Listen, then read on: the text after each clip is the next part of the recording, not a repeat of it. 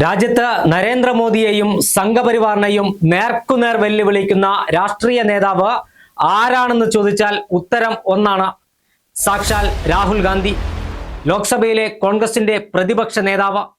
അതോടൊപ്പം തന്നെ രാജ്യത്താകമാനം സംഘപരിവാറിനെതിരെ ശക്തമായ നിലപാടെടുക്കുന്ന നേതാവ്. തീർച്ചയായും നെഹ്റു കുടുംബത്തോട് സംഘപരിവാറിനും മറ്റ് സംഘപരിവാർ അനുകൂലികളായ രാഷ്ട്രീയ നേതാക്കന്മാർക്കും കോൺഗ്രസിനെ എതിർക്കുന്നവർക്കും നെഹ്റു കുടുംബത്തിനോട് ഏറെ വൈരാഗ്യമുണ്ട് എന്നത് പരസ്യമായ രഹസ്യമാണ്. പഠിച്ച പണി 18 നോക്കിയിട്ടും നെഹ്റു കുടുംബത്തെ തകർക്കാൻ ആർക്കും കഴിഞ്ഞിട്ടില്ല എന്നതൊരു യാഥാർത്ഥ്യമാണ്. ഈ രാജ്യത്തിന്റെ ഐക്യത്തിനും മതേതരത്വവും ജനാധിപത്യവും സംരക്ഷിക്കാൻ വിലപ്പെട്ട 2 ജീവനുകൾ രാജ്യത്തിന് വേണ്ടി സമർപ്പിച്ചവരാണ് നെഹ്റു കുടുംബത്തിലെ അംഗങ്ങൾ.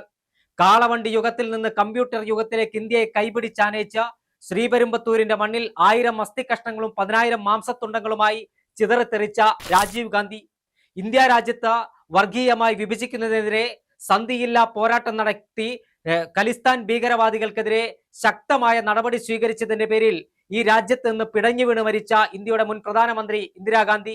ഇത്തരത്തിൽ 2 പേരുടെ ജീവനാണ് ഈ രാജ്യത്തിന് വേണ്ടി നെഹ്റു കുടുംബം ത്യജിച്ചത്. വീണ്ടും ആ നെഹ്റു കുടുംബത്തിലെ അംഗങ്ങളായ രാഹുൽ ഗാന്ധിയെയും മാതാവ് സോണിയാഗാന്ധിയെയും, അതായത് രാജീവ് ഗാന്ധിയുടെ ഭാര്യ സോണിയാഗാന്ധിയെയും കള്ളക്കേസിൽ കുടുക്കി അറസ്റ്റ് ചെയ്യാനുള്ള നീക്കമാണ് സംഘപരിവാർ ഭരണകൂടത്തിന്റെ ഭാഗത്തുനിന്നും ഉണ്ടാകുന്നത്. നാഷണൽ ഹെറാൾഡ് കേസുമായി ബന്ധപ്പെട്ട് ഒരു പുതിയ കേസ് രജിസ്റ്റർ ചെയ്ത സോണിയാഗാന്ധിയെയും അതോടൊപ്പം രാഹുൽ ഗാന്ധിയെയും ജയിലിലടയ്ക്കാനുള്ള നീക്കം സംഘപരിവാർ ഭരണകൂടം നടത്തുകയാണ്. നേരത്തെ ഈ നാഷണൽ ഹെറാൾഡുമായി ബന്ധപ്പെട്ട് മണിക്കൂറുകളോളം രാജ്യത്തെ സംഘപരിവാർ നിയന്ത്രിക്കുന്ന എൻഫോഴ്സ്മെന്റ് ഡയറക്ടറേറ്റിന്റെ നേതൃത്വത്തിൽ മണിക്കൂറുകളും ദിവസങ്ങളും രാഹുൽ ഗാന്ധിയെയും സോണിയാഗാന്ധിയെയും ചോദ്യം ചെയ്തിട്ട് ഒരു തുമ്പ് പോലും ലഭിക്കാത്ത, അവരെ അറസ്റ്റ് ചെയ്ത് ജയിലിലടയ്ക്കാൻ കഴിയാതെ നിരാശരായി മാറിയ സംഘപരിവാർ ഇപ്പോൾ വീണ്ടും ഇരുവരെയും ജയിലിലടക്കാനുള്ള ഗൂഢനീക്കമാണ് നടത്തിക്കൊണ്ടിരിക്കുന്നത്. ഇതിനവർ ദേശീയ അന്വേഷണ ഏജൻസിയെ കൂട്ടുപിടിച്ചിരിക്കുകയാണ്.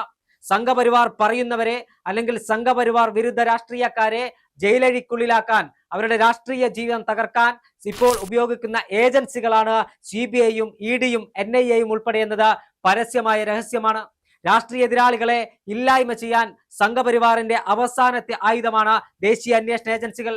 കോൺഗ്രസ് രാജ്യം ഭരിച്ച കാലത്ത് നീണ്ട 60 വർഷക്കാലം ഇന്ത്യ രാജ്യത്ത് കോൺഗ്രസ് ഭരിച്ചപ്പോൾ ഒരു രാഷ്ട്രീയ എതിരാളികളെ പോലും ഇത്തരത്തിൽ അന്വേഷണ ഏജൻസികൾ ഉപയോഗിച്ച് വേട്ടയാടിയിരുന്നില്ല എന്നതാണ് രാജ്യത്തിന്റെ ചരിത്രം.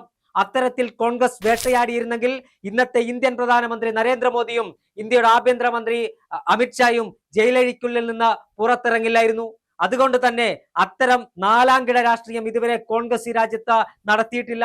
അവിടെയാണ് കോൺഗ്രസും BJPയും തമ്മിലുള്ള വ്യത്യാസം.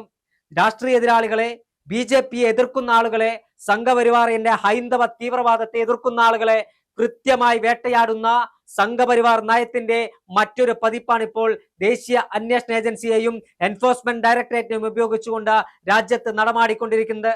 അതിന്റെ ഏറ്റവും അവസാനത്തെ ഉദാഹരണമാണ് ഒരുപാട് അന്വേഷണ ഏജൻസികൾ നിരന്തരം അന്വേഷിച്ചിട്ടും ഒരു തുമ്പ് പോലും ലഭിക്കാത്ത നാഷണൽ ഹെറാൾഡ് കേസുമായി ബന്ധപ്പെട്ട് രാഹുൽ ഗാന്ധിയെയും അമ്മ സോണിയാഗാന്ധിയെയും കള്ളക്കേസ് ചുമത്തി അറസ്റ്റ് ചെയ്യാനുള്ള നീക്കം. എന്തായാലും ഈ നീക്കത്തിന് വകവെച്ചു കൊടുക്കാൻ രാജ്യത്ത് സംഘപരിവാറിന് താരാട്ടുപാടുന്ന ആളുകളല്ലാതെ മറ്റാരും അനുവദിക്കില്ല എന്ന കാര്യത്തിൽ തർക്കമില്ല. നേരത്തെ രാഹുൽ ഗാന്ധിയെയും അസുഖബാധിതയായ സോണിയാഗാന്ധിയെയും മണിക്കൂറുകൾ ചോദ്യം ചെയ്തപ്പോൾ രാജ്യത്തിന്റെ തെരുവുകൾ പ്രക്ഷോഭങ്ങൾ കൊണ്ട് കത്തിയത് നമ്മൾ കണ്ടതാണ്. അതിലും വലിയ പ്രക്ഷോഭങ്ങൾക്കായിരിക്കും രാജ്യം ഇനി സാക്ഷ്യം വഹിക്കാൻ പോവുക.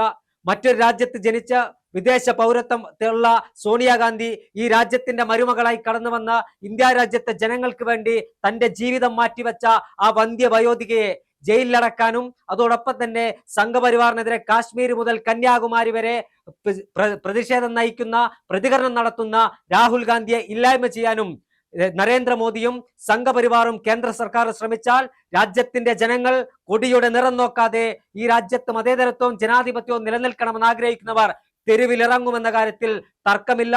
വലിയ പ്രക്ഷോഭത്തിനായിരിക്കും രാജ്യം സാക്ഷ്യം വഹിക്കുക.